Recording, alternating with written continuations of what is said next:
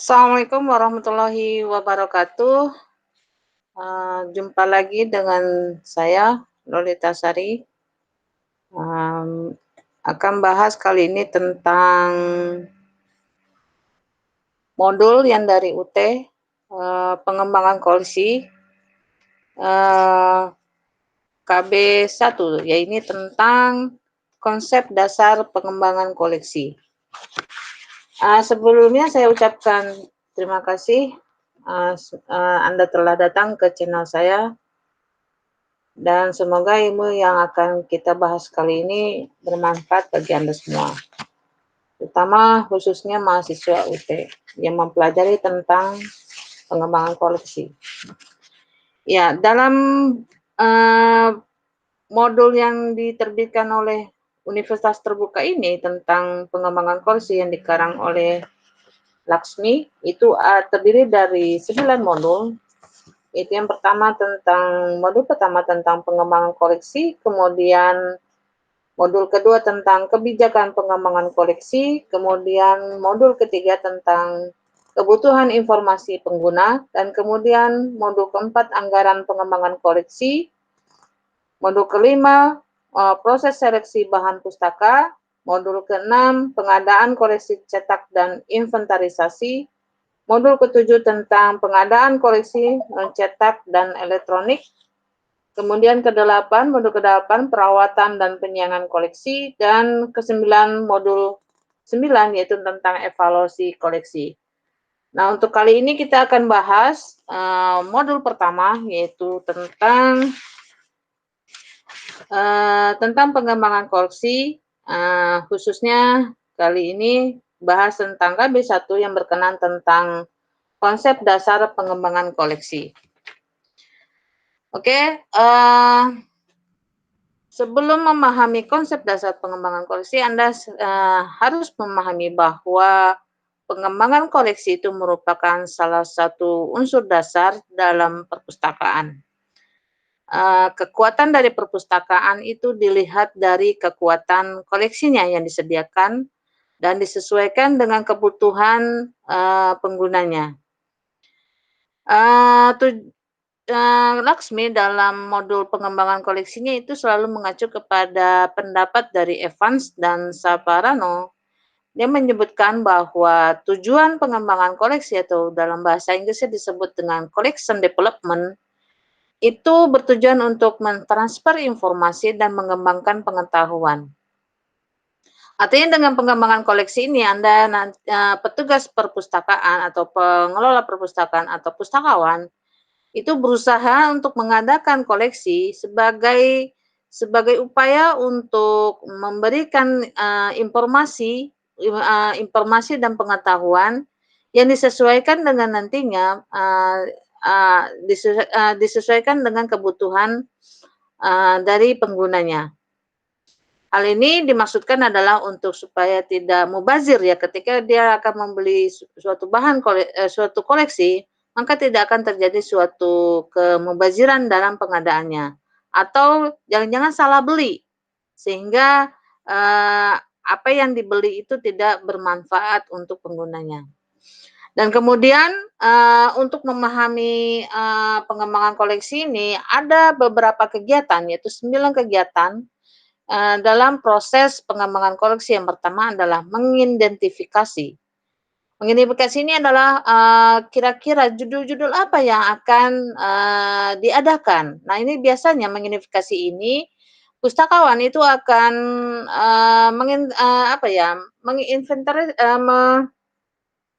menginventarisir dari usulan-usulan dari apa, kalau misalnya di perpustakaan perguruan tinggi, maka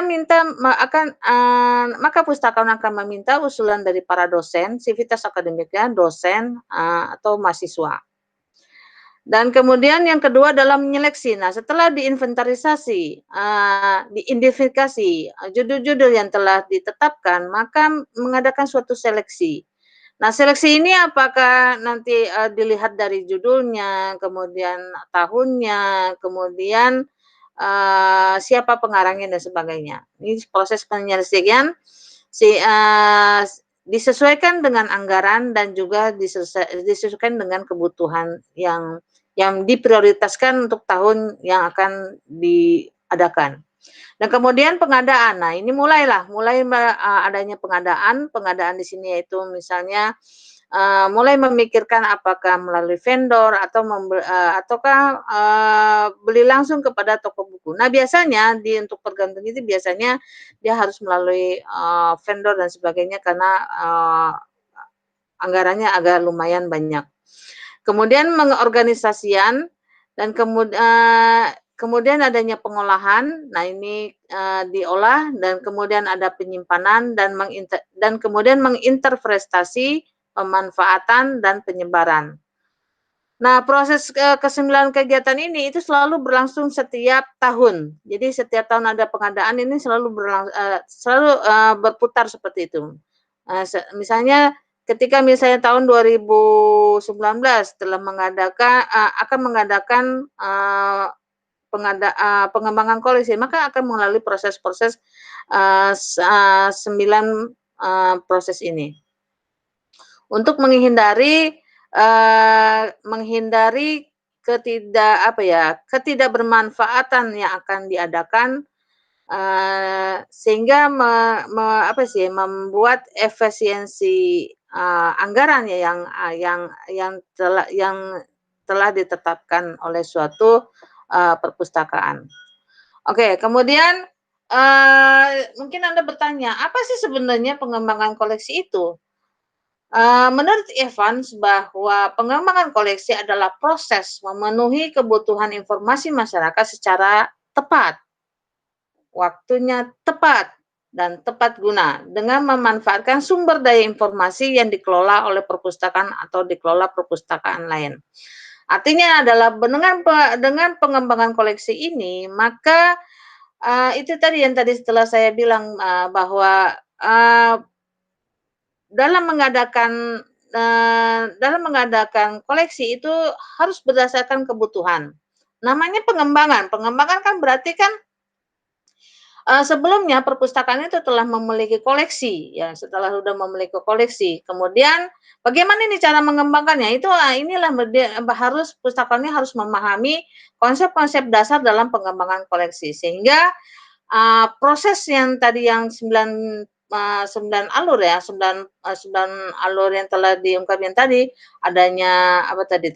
adanya proses pengidentifikasian, penyeleksian, pengadaan, organisasian, pengolahan, penyimpanan, penginterpretasi, pemanfaat dan penyebaran, itu akan mengefisiensikan dana yang sudah ada, sehingga, dana yang akan diadakan untuk pengembalian koleksi itu secara tepat guna.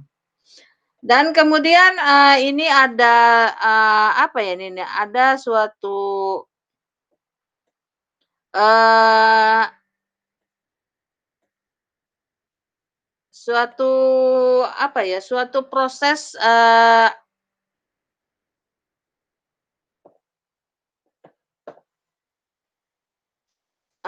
suatu proses, sebentar saya agak lupa ini, Anda bisa mungkin melihat di dalam modul pertama itu, eee modul pertama itu 1.8 itu udah proses pengembangan koleksi. Ini ada 9 ya, ada 6 proses, pengembangan koleksi. Pertama yaitu, prosesnya adalah yang pertama itu, analisis komunitas. Analisis komunitas ini, artinya adalah sebelum mengadakan, untuk merancang suatu pengembangan koleksi, maka harus mengadakan suatu analisis komunitas. Komunitas di sini disesuaikan dengan penggunanya. Misalnya, komunitas ini misalnya, perguruan tinggi, berarti kan mahasiswa, berarti kan dosen. Nah, pustakawan itu harus melihat apa kebutuhan dari komunitasnya. Apakah misalnya perpustakaan perguruan tinggi misalnya perpustakaan kedokteran. Nah, maka dia harus memahami komunitasnya dengan kebutuhannya. Misalnya kedokteran otomatis maka dia akan membutuhkan koleksi-koleksi yang berkenaan tentang kebutuhan dokter, tentang kebutuhan dosen, dan mahasiswa yang berkaitan tentang kedokteran. Dan kemudian langkah kedua itu mulai kebijakan seleksi. Nah, kebijakan seleksi ini itu harus dipahami bahwa yang melakukan kebijakan itu adalah kepala perpustakaan. Dan kemudian yang kedua adalah pustakawannya itu sendiri, dia sebagai selektor. Dalam menselektor inilah dibutuhkan suatu kebijakan dalam menentukan penyeleksian koleksi. Biasanya kebijakan seleksi ini harus secara tertulis, sehingga dengan adanya kebijakan seleksi secara tertulis ini akan menjadi suatu pedoman ketika misalnya adanya suatu komplain atau sebagainya, dan nanti juga akan merujuk kepada terakhirnya evaluasi. Nah, dengan adanya kebijakan seleksi ini, maka akan menentukan suatu seleksi, yaitu seleksi ini adalah menentukan seleksi koleksi yang akan dibeli. Dan setelah melakukan suatu penseleksian yang dilakukan oleh pustakawan, kepala perpus, dan sebagainya, itu barulah nanti mengadakan suatu pengadaan. Dibuatlah suatu laporan dan sebagainya sehingga untuk diusulkan untuk diadakan. Dan kemudian setelah mengadakan misalnya datanglah itu buku yang setelah diadakan, buku baru, dan kemudian adanya penyiangan, yaitu penyiangan koleksi.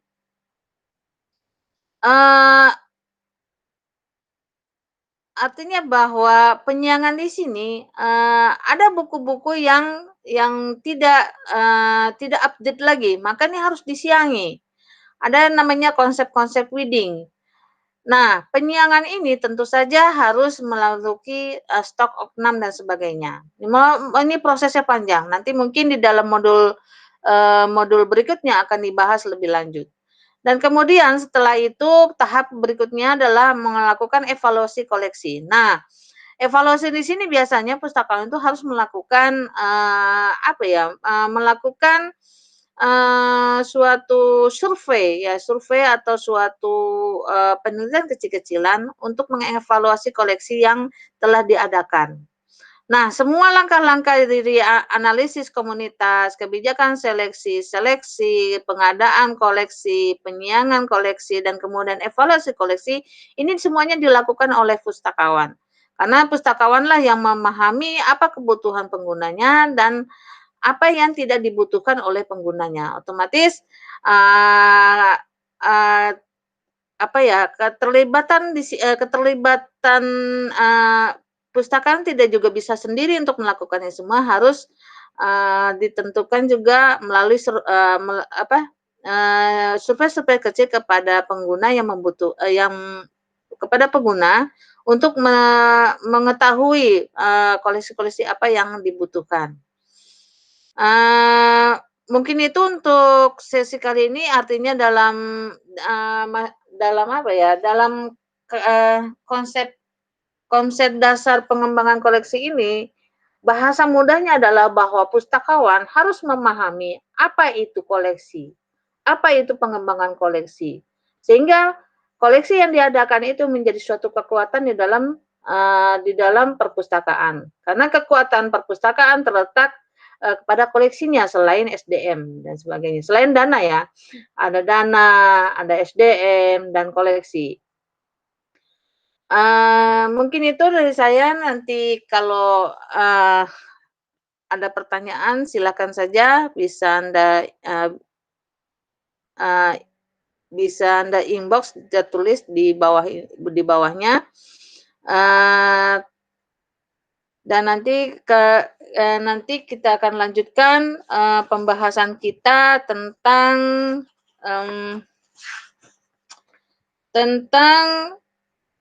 pengembangan koleksi di berbagai jenis perpustakaan, masih dalam modul 1. Terima kasih Anda telah menyimak, semoga Anda memahaminya dan semoga Anda paham. Terima kasih. Saya akhiri. Assalamualaikum warahmatullahi wabarakatuh.